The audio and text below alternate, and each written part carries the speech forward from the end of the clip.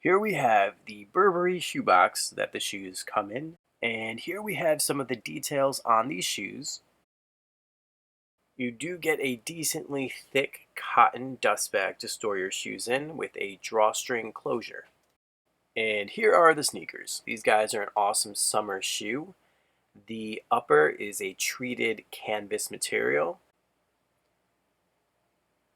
And if we flip these guys over, that's what the sole looks like. The interior of these shoes are actually leather and it has this cool red-black situation going on.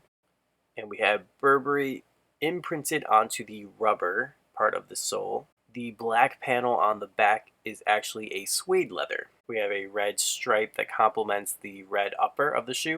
And lastly, these guys do run true to size.